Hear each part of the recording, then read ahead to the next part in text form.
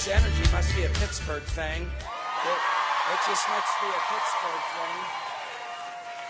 Hillary and I are so glad to be with you this afternoon. You know, we came right out of that great convention in Philadelphia and did a huge rally here right at the beginning of August. It is so great to be back together with 17 days to go to a wonderful victory.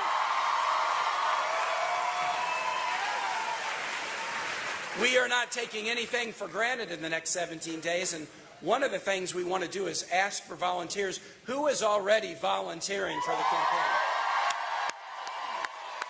All right. If you are not volunteering yet, and you just have a whole lot of free time in the next 17 days, there are folks going around with clipboards. You can sign up, and you can also text together to 47246, and they will bring you on board as we make history by electing Hillary Clinton as our president.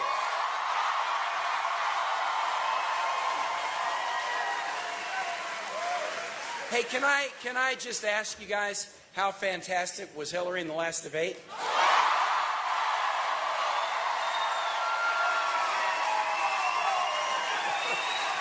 You're right, not just the last debate, all three debates.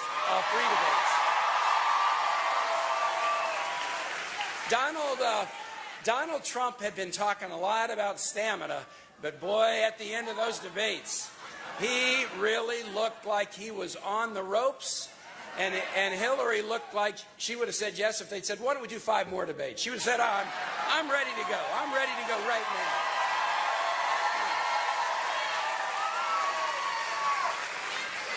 now. When the debates finished, Hillary was excited to get out and keep talking about her plans and her vision for this country. And Donald just couldn't wait to get back to start tweeting out more insults. You know, that's what he was focusing on. Those debates showed so much. They showed Hillary's preparation and her experience and judgment. But I think what they really showed was the temperament and the compassion and the grace and the poise that we want to see in our next president.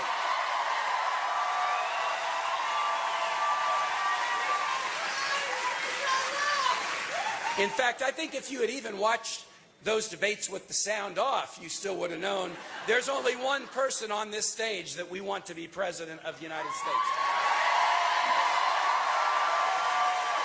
Now, you guys all know that Pennsylvania doesn't vote until Election Day, but I want to tell you this, in states where early voting has already begun, we're already seeing huge spikes at the polls in activity behind our ticket. Support for the Clinton-Kaine ticket is surging, even in red states like Arizona, because Americans have locked on and know that this election is about what kind of country we want for our children. And they trust the stronger together vision that Hillary has laid out throughout this campaign. And they've also seen the kind of campaign that Donald Trump has run, and they're wondering how somebody who wants to be president of the United States is running a campaign that demonstrates almost every day what a low opinion he has about the United States and about the voters of the United States. My wife Ann and I have a boy in the Marines. Donald says our military is a disaster, but Hillary got him to admit, basically on the stage of the first debate, that he doesn't even pay federal income taxes to support America's troops. Donald likes to trash talk where the economy is, but we found out that he makes all his products overseas, and he's bought Chinese steel and aluminum to build his hotels instead of buying American steel right here in Pennsylvania. For some bizarre reason, he praises authoritarian leaders like Vladimir Putin every chance he gets, and he even promises that he'll seek political and legal retribution against his enemies if he is president. He shouldn't, well, maybe he's running for something else. And during the last debate, he even warned that he might not accept the results of American democracy. Folks,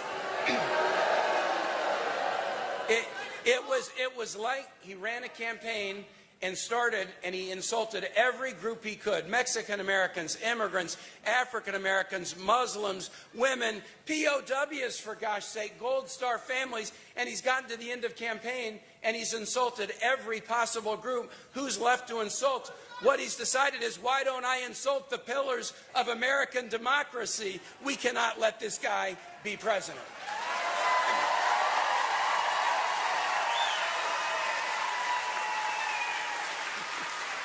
And I don't know if you've heard this thing, because he seems to really like to say this thing, especially when he's in Pennsylvania, that the election is going to be rigged. You know, he's losing, and he knows it, and he's not a guy who would ever accept responsibility and say, oh, I lost an election because I ran the most divisive campaign in American history. He's not going to accept responsibility, so it's got to be somebody else's fault. Just like when The Apprentice didn't win an Emmy Award one year, and he said it was clearly rigged. This guy can't take responsibility for anything. Anything. I think it proves that Mr. Kaine, the Virginian from Charlottesville, the father of Captain Humayun Khan, who was killed as he protected the lives of his comrades in arms, Mr. Kaine was right to ask the question, has Donald Trump even read the United States Constitution?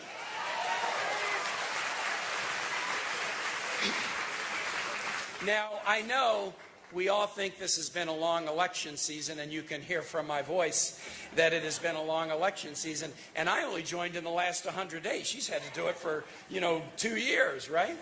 And I know that sometimes, and this is unfortunate, and this is a challenge that we have to embrace should we have the honor of winning and serving. Sometimes it can seem like during this election cycle that we're seeing the worst that our country has to offer. But let's remind ourselves and feel good about that we're also seeing something special, something good about our country, and that's what brings you here tonight. Something that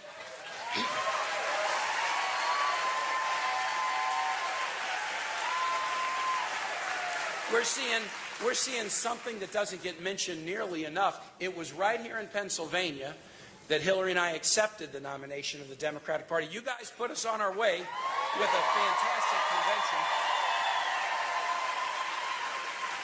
convention. And after she finished her acceptance speech on that Thursday night, that powerful night, the Clinton and Kaine families, we walked out on the stage together as that massive group of balloons. Yeah, the balloons. We got some fans of the balloons here.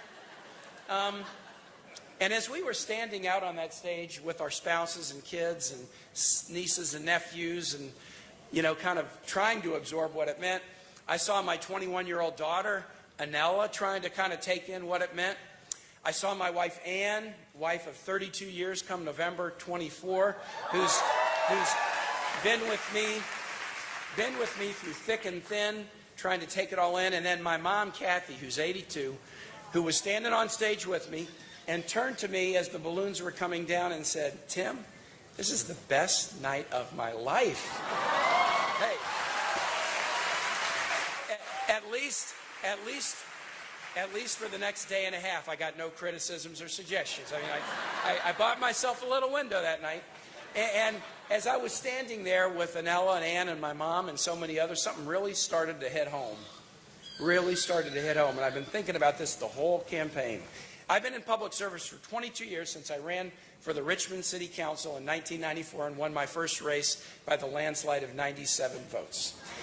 And let me tell you something. I wouldn't have gotten very far. In fact, I wouldn't have gotten into my first office without a whole lot of really amazing women who have lent me their strength along the way so that I could be the candidate. I could have my name on the bumper sticker or on the yard sign or on the ballot. And that night in Philadelphia, that city of history, I wasn't just thinking about the love and support of the strong women in my family. I was also thinking about women campaign managers and cabinet secretaries and agency heads and staff and volunteers and donors. And I was thinking about women voters. who have enabled me to serve, because let's not forget, beginning with the presidential election of 1964, in every presidential election, women have made up the majority of the American electorate.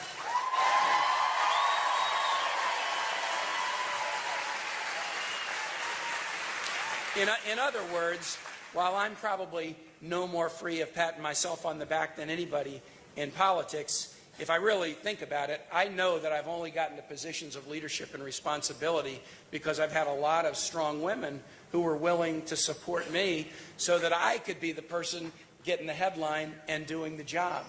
So when Hillary asked me 3 months ago today, the 22nd of July, if I would be her running mate, I was honored to have the chance to play the role for her that so many strong women have played for me.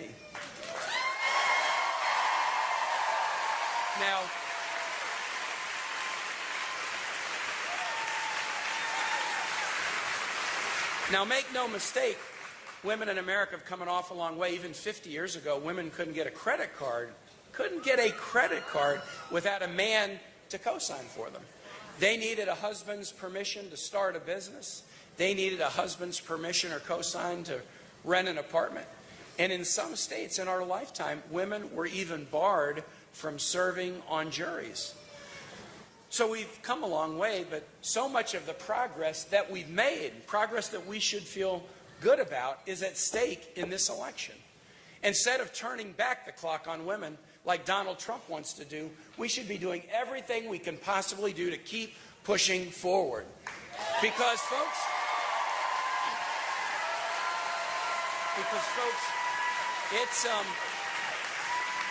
it's 2016. Isn't it time that women were paid the same wages and salaries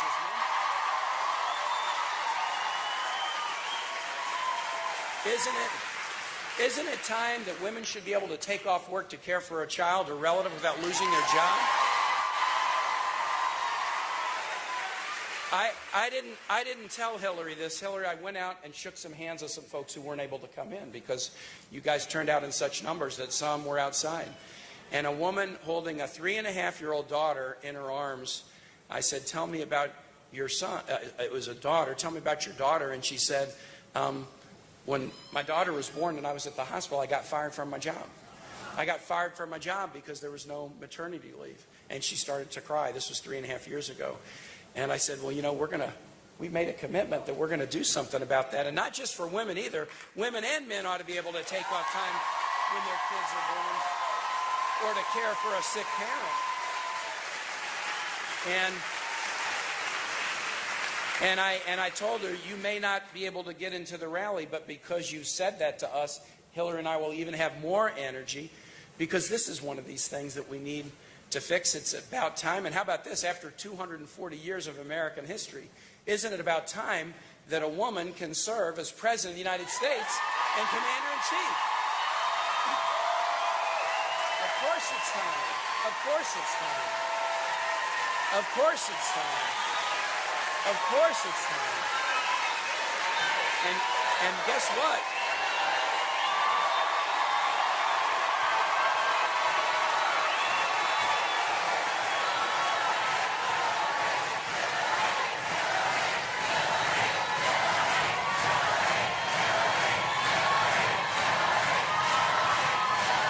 Well, I think you can tell from the reaction that it's not only strong women, but also strong men who feel that now is the time. Now is the time. Now is the time. Is there anybody out in this audience? Is there anybody out in this audience who's tried to do something for the first time? In your house, in your family, in your neighborhood, maybe in your workplace, in the school, tried to do something that hasn't been done before, and you know how hard that is? Is there anybody out there that when you've tried to do that or tried to do something hard, you've had people say to you, hey, I don't think that's going to happen, or I don't think the time is right for you, or somebody else is probably more qualified, or somebody else is ahead of you? And sometimes the voice that says that to you is the voice of an adversary who wants to get in your way, and sometimes it's the voice of a friend who says, don't get your hopes up, I don't want you to be disappointed. And sometimes that voice isn't even an external voice. It's a voice inside, because let's face it, we all carry a little bit of doubt inside of us. And at that moment when we're most going to reach for our dreams, that headwind, that voice that you can't do it, or it's not your time, whether it's from the outside or the inside, kicks in. Everybody knows this. Everybody's experienced this. Let me tell you something about Hillary Clinton. She has heard that her entire life. She's heard it her entire life. That maybe the time isn't right, or if you're going to be in this profession, no, that's more for guys. Then she has heard this her entire life. She's heard it repeatedly during this campaign. She's heard it during this campaign. But guess what? Hillary Clinton has never let that voice stand in her way. She's never let it stand in her way. Never let it stand in her way. And as your next president, Hillary Clinton is not going to let anyone stand in your way. She's not going to let anybody stand in your way. Just think about this. Just think about this. Hillary's mom was born before women had the right to vote, and Hillary's daughter Chelsea will now get to vote for her mom to be president. That is the kind of generational progress that this country holds for all of us when we do our best work. So that's why we've got to do our best work for the next 17 days, because in just 17 short days, we can forever, and I mean forever, change the way little girls and little boys look at their future in this country. Because if you can be president of the United States, you can do anything. And that's what Hillary Clinton's election, that's the message that her election will send. So Pittsburgh, my friends here, that's why I'm just so proud to be a strong man supporting a strong woman who will be the next president of the United States, and she will show that in America we really are stronger together. Please join me in welcoming our next president, Hillary Clinton.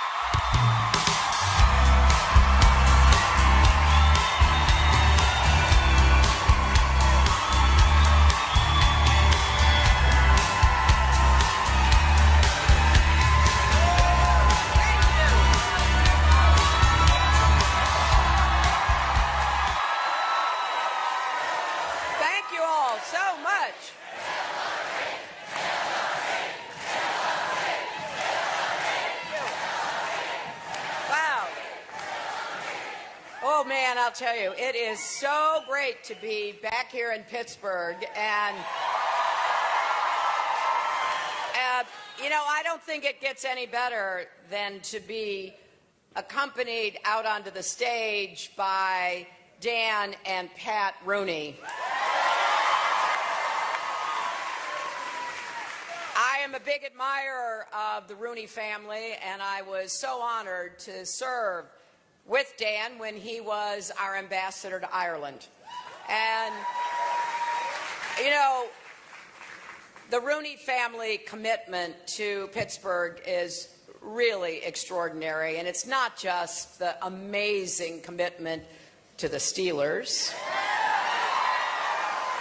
as special as that is, but to their roots, what they believe in, their values, and their deep concern for future generations. So I am incredibly humbled to be supported by Dan and Pat and the Rooney family. It means a great deal to both Tim and me.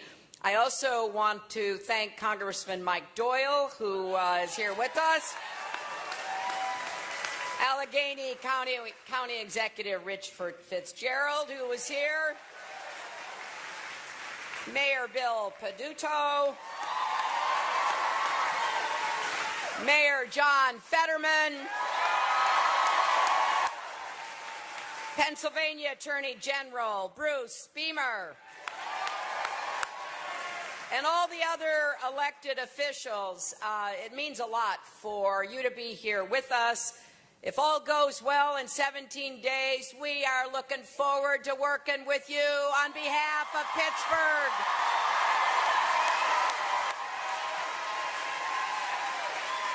Some of you know that I have a special place in my heart for Pennsylvania, and I am excited about helping in any way that we can for Pittsburgh, Allegheny County, and Western Pennsylvania to keep moving forward with confidence and optimism about what's possible for the future we want to create together.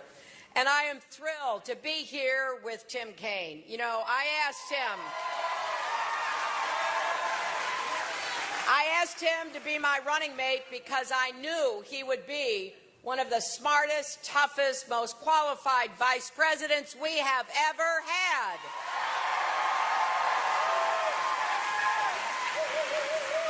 And I also knew he had never lost an election.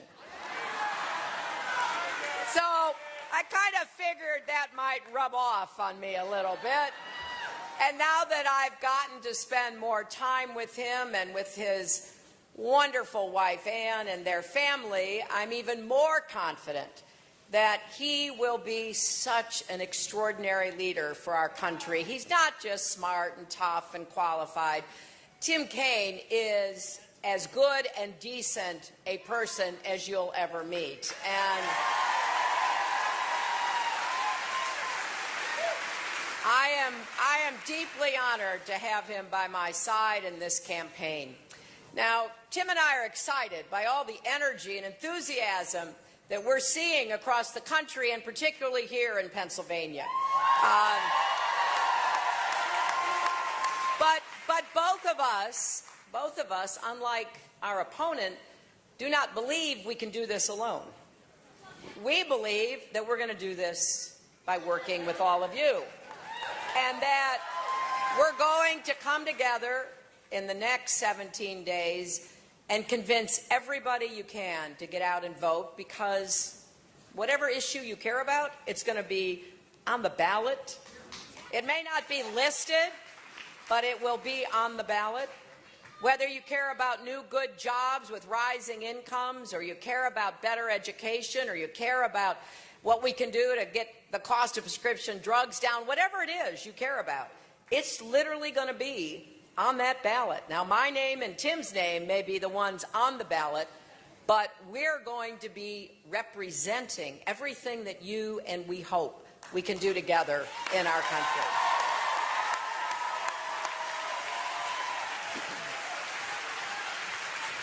And we're going to need help doing that after the election, and that's why I hope you will do everything you can to elect Katie McGinty, your next senator.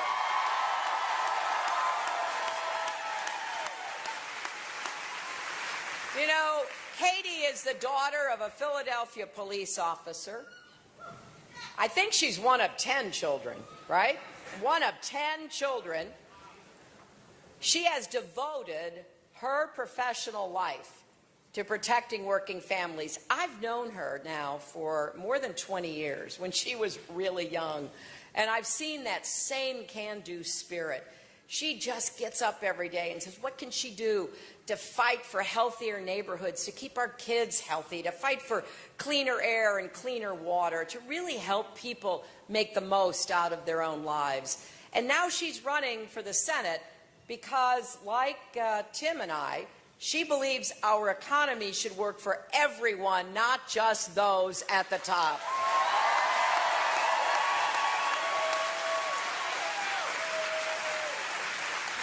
Katie is exactly the kind of partner we need in the Senate, but more importantly, she's exactly the kind of senator that Pittsburgh and Western Pennsylvania need in the Senate. We have got to get things done for the people of Pennsylvania and America, and Katie will help us break through the gridlock, actually make a difference in people's lives, help us create more good jobs with rising incomes, guaranteeing equal pay for women, defending Planned Parenthood.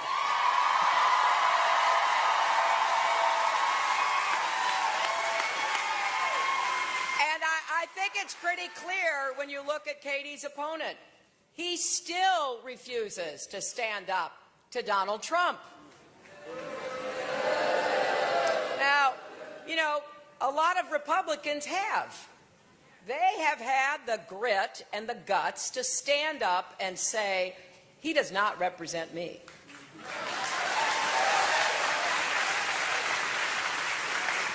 But Pat Toomey heard Donald attack a grieving Gold Star family who lost their son in Iraq. He heard Donald call Mexican immigrants rapists. He heard him say terrible things about women. He heard him spread the lie that our first black president wasn't really born in America. Now, how much more does Pat Toomey need to hear? If he doesn't have the courage to stand up to Donald Trump after all this, then can you be sure he'll stand up for you when it counts against powerful interests? So, when I look at this, I'm thinking to myself, we got work to do in Washington. And I know it's not easy. I understand we've got some real challenges. I believe we can do it. I wouldn't be standing here. Tim wouldn't be with me.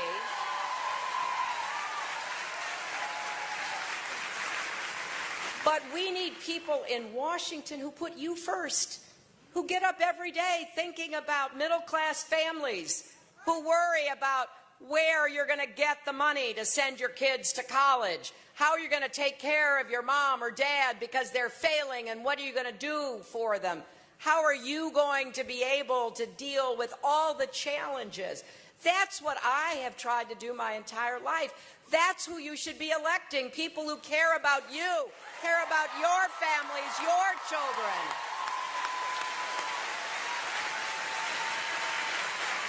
Now, as Tim said, he asked if any of you watched the debate on Wednesday. Well, I'll tell you, that was the third and last time I will ever have to debate Donald Trump.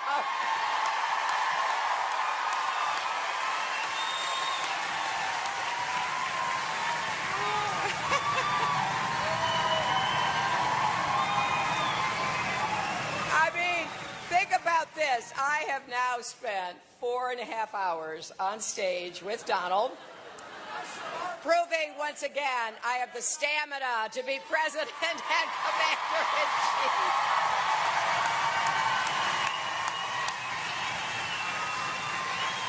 And after every one of those debates, people have said, how did you do that? And, really, you just have to be of good cheer when you find yourself in a situation like that. You're in front of, 50, 60, 70, 80 million people. And so no matter what he was saying, I just kept thinking of all the people I've met throughout this campaign. Just earlier today, I met Henry, who's over there. Henry's on top of his dad's shoulder. And Henry gave me a note saying that he hoped I'd be president. And, I really want to be president for all of the kids in America, to do everything I can to help you.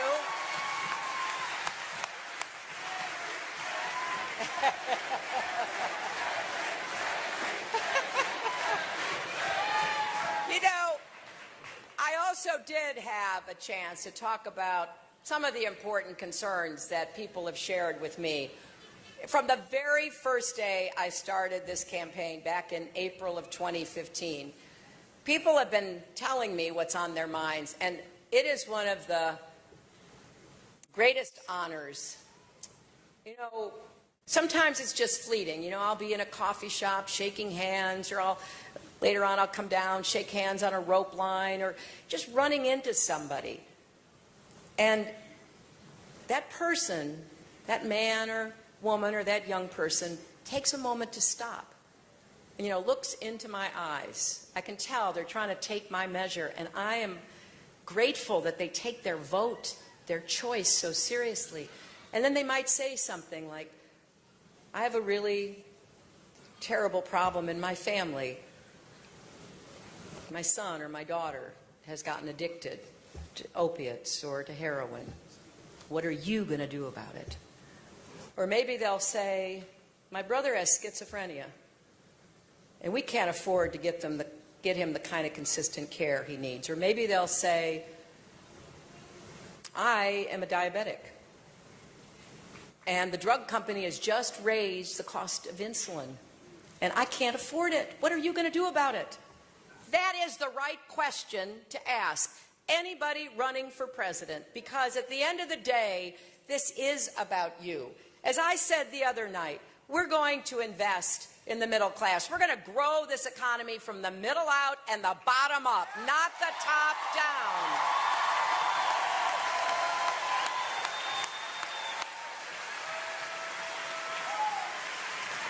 And we're going to make sure we produce enough good jobs with rising incomes so that every single person, especially every single young person in America, can go as far as your hard work and talent will take you.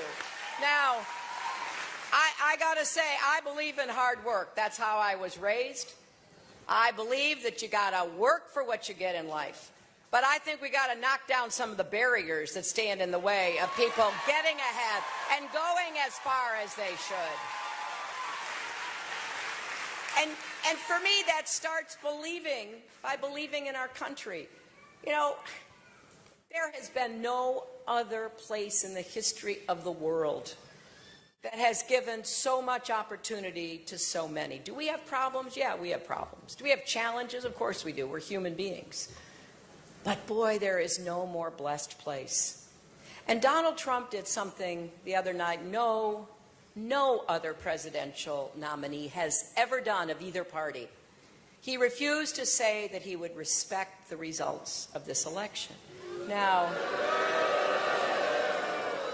make no mistake about this, my friends. He is threatening our democracy.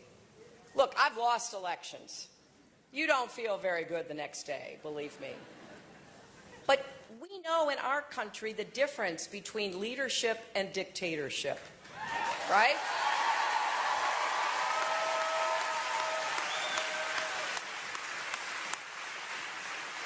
You know, the peaceful transition of power is one of those things that sets us apart. And whether you support me or you support my opponent, together we must show that we support American democracy. And I believe both Donald Trump and I should be grateful for the opportunities that our country has given us. And the best way to demonstrate that we support our democracy is to turn out and vote. And there is an inspiring story being written by people across America right now. We have just reached a milestone. More than 200 million Americans are registered to vote in this election.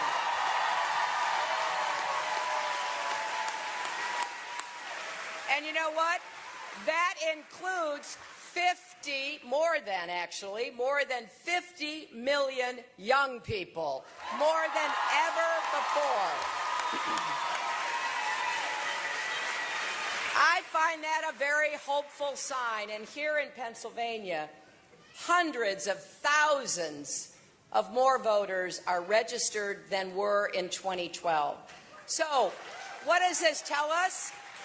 I think it tells us no matter how much negativity is out there, something exciting is happening right now.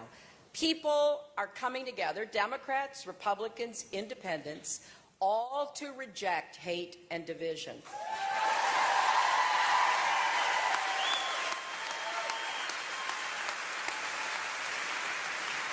And in the states where they can, people are motivated to vote early, to defend core American values, and embrace a future where every person counts, everyone has a place, everyone can contribute.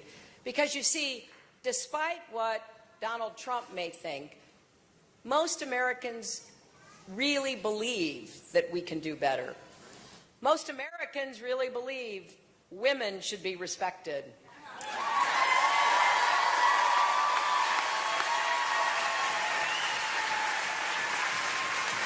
Most Americans really believe that workers should be paid fairly. Most Americans believe that the United States should work with our allies to lead the world and keep us safe. So The energy we are seeing in the final weeks of this campaign is about more than winning an election. It is about standing up for the kind of country we want, for ourselves and for our children. And it's about the lessons we want to teach our sons and daughters. I want all of you to know that if Tim and I are fortunate enough to be your president and vice president, that we will work with everyone.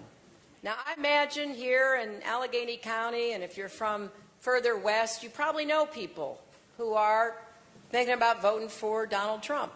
And here's what I want you to tell them. I want you to tell them that I understand that they need a president who cares about them, will listen to them, and I want to be their president too.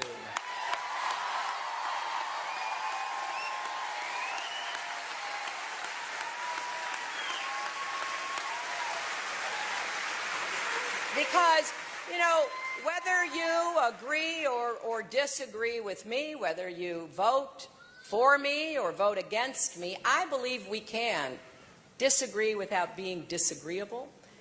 I've seen that. I know it can happen.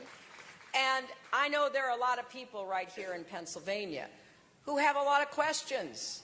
They want to know, how do we move forward better? They want to know what's going to happen to their town where there used to be a lot of jobs and there aren't as many anymore. They're upset about what they see happening around them. I get that. But anger is not a plan.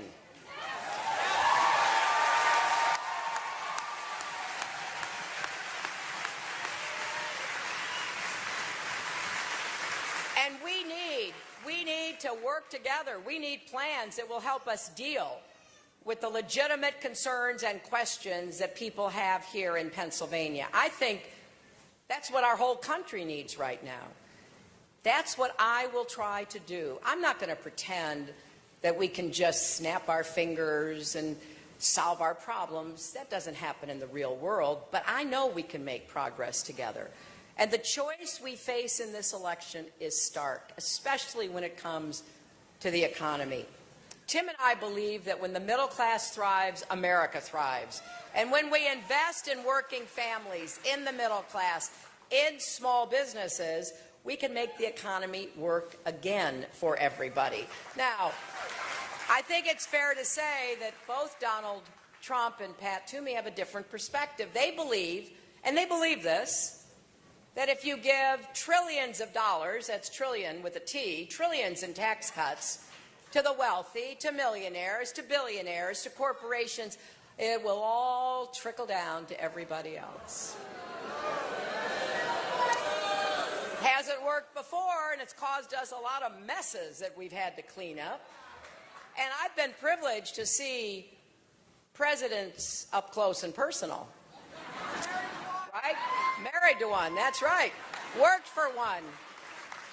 And here's what I know. That when you focus on helping the middle class, you end up lifting everybody. When you focus on helping the top, you help the top. That is not good enough.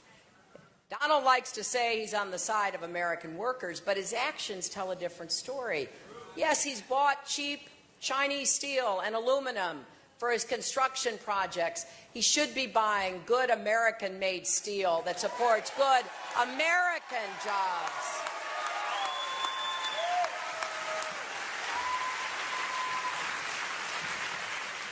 I'd like to hear Donald explain to American steel workers filing for unemployment why he put Chinese steel workers to work instead of steel workers here in Pennsylvania.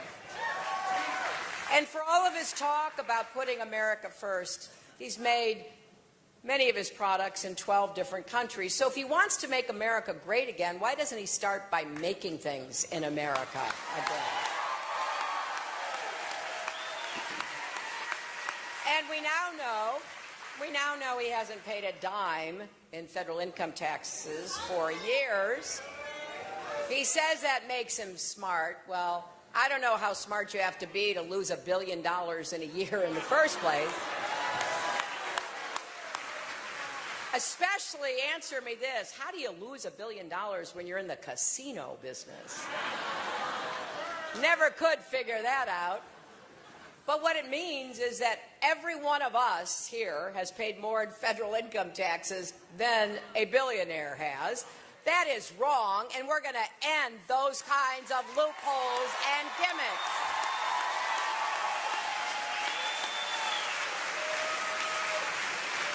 I'll tell you what, it also means that Donald has contributed zero for our military, zero for our vets, zero for Pell Grants to help young people go to college, zero for our highways, zero for everything. And yet he stands up on the stage and he criticizes America. Well, it's unfair and it's wrong. With your help, we're going to make the biggest investment in new jobs since World War II. Jobs and infrastructure.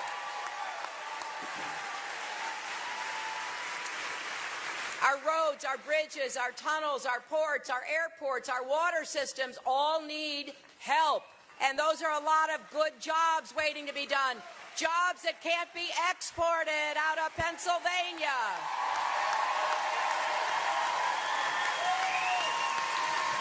I believe we can bring advanced manufacturing back to the United States. That's why we will invest $10 billion in a Make It in America partnerships that bring together workers and unions and businesses, universities and community colleges. Some country's going to take the lead with precision machining. Some country is going to take the lead with 3D printing. We invented both of those technologies. We should take the lead, and we should have the jobs.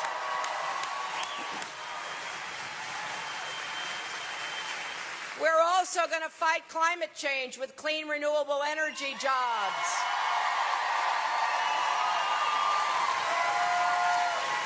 And we're going to help small businesses, which will create 2/3 of all the new jobs in America. And we're going to defend your right to organize and bargain collectively for higher wages and benefits. Don't let anybody fool you, my friends. Assaults on worker rights and on unions is an assault on the middle class. It is time to say loudly and clearly, right to work is wrong for workers and wrong for America.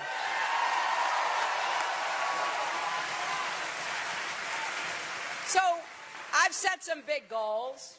I'm excited about what we're going to do. And it's all going to put people to work right here.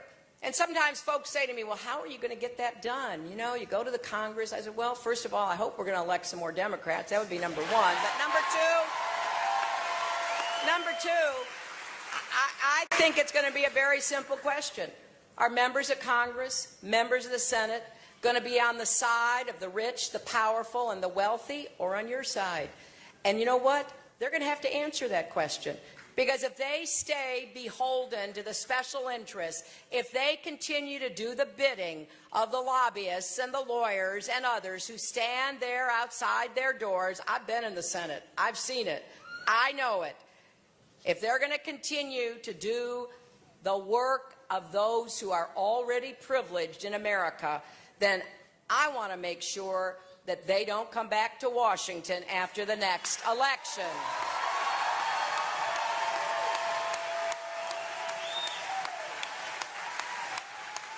And look, we're in a great high school here, and I'm so proud to be here.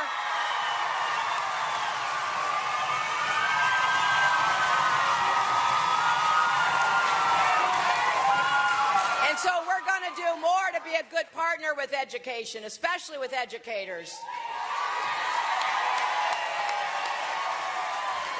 We're going to start with universal pre-K. We want good schools with good teachers in every zip code, so every kid gets a world-class education.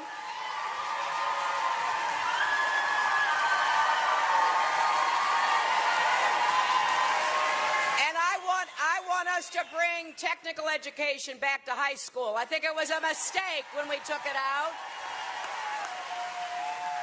There are a lot of good jobs that you can be prepared for in today's economy. Coming out of high school, maybe going to community college, going into an apprenticeship program. And I want to lift up that work.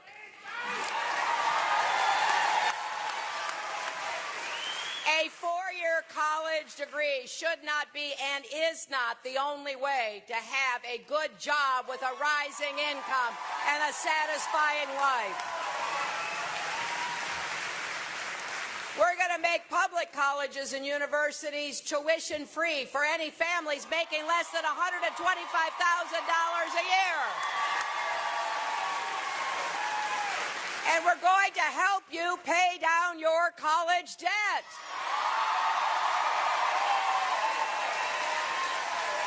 It's going to be great to help you pay it back as a percentage of your income at your job, so you're never on the hook for more than you can afford. I worked on this with Senator Bernie Sanders, and it's going to help to save.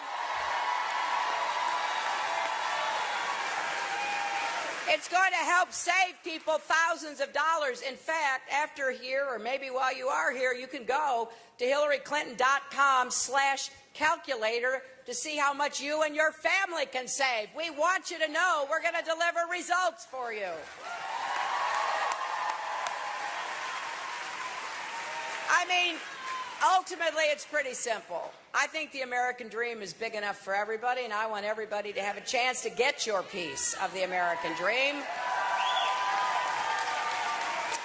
So there's a lot of work we're going to be doing. We need to raise the national minimum wage. People who work full-time should not be mired in poverty. We are, as Tim said, going to guarantee equal pay for women. You know, look, it's not just a woman's issue. If you have a mother, which all of us do, if you have a mother, a wife, a daughter, or a sister who's working, it's your issue. It's good for the entire family. It's good for our economy. So, my friends, there's a lot for us to do in the next 17 days, because we've got to get the word out. We've got to tell everybody what we're doing and why this election is so critically important. And that's where all of you come in. If you do know people who are thinking about voting for our opponent, well, you may. You know, I hope you will stage an intervention.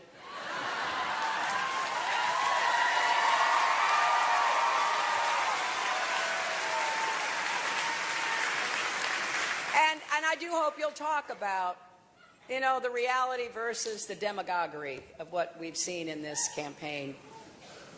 You know, we need to come together around all of the issues that are important to everybody. And as I said in the beginning, whatever issue you care about, it's going to be on the ballot. I care a lot about making sure that women and girls are treated with dignity and respect that they deserve in our country. I care a lot about making sure that we save Social Security and we ensure that everybody has the benefits that they need in order to be able to live a decent life in retirement. And boy, do I care a lot about our Constitution. And maybe it's because on your behalf I went to 112 countries as your Secretary of State. And I met a lot of people who envy us because we've been so steady and so committed to our constitutional system and our values. And what I hope is that you care as deeply as our founders did, as our parents and grandparents did, because maybe they came from somewhere else where they weren't treated right. Maybe they saw firsthand what it meant to be deprived of the rule of law. You know, every time Donald Trump says he wants to jail his opponent, meaning me, I think to myself, you know, we don't do that in America. We actually have laws and courts and an independent judiciary.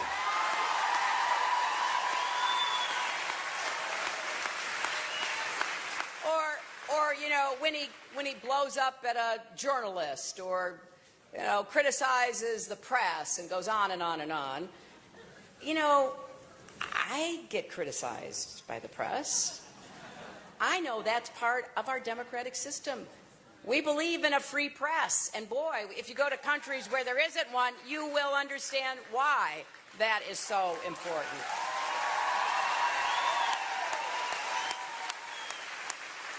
And when he says there should be a religious test for people at our borders, a country founded on religious freedom, you have to ask yourself, who's going to conduct the test?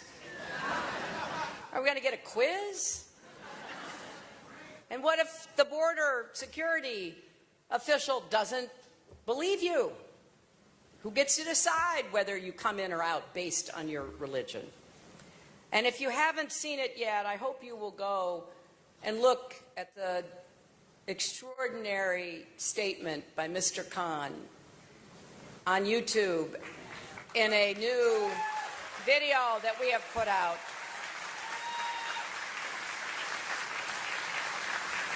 You remember he pulled out a constitution at our convention. And he reveres our Constitution. And for good reason. Because he too came from a place where there was no rule of law to speak of. So whatever issue you care about, this is an issue that will be decided by this election. And that's why I'm reaching out to Republicans, Democrats, independents, everyone. I know that if we bring our talent, our energy, and our ambition to the work of building our country, we're going to see the best days of America ahead of us. And when your children and your grandchildren ask what you did in 2016, when everything was on the line, I hope you'll say you voted for a better America.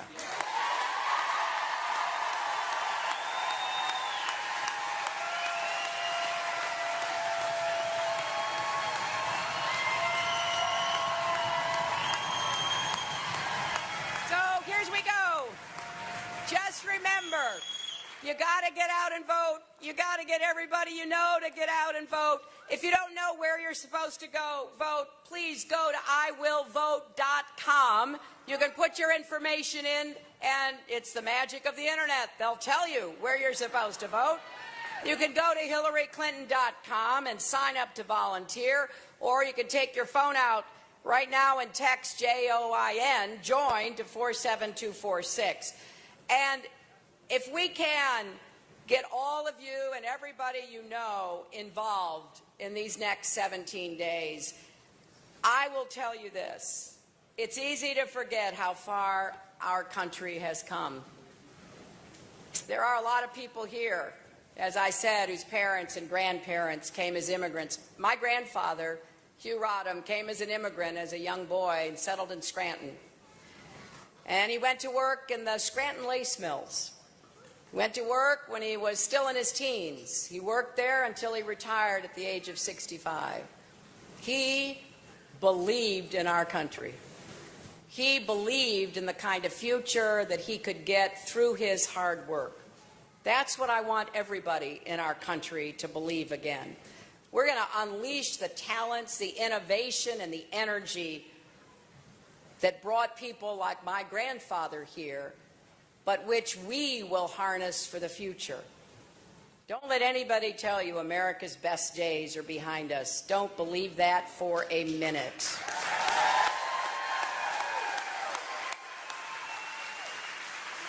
We're going to pull together. We're going to make it clear that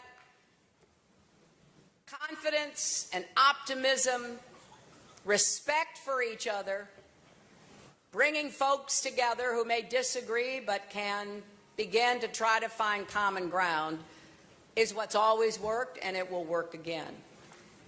Help us create that kind of future, and help us prove once and for all that love trumps hate. Thank you all. Oh, baby.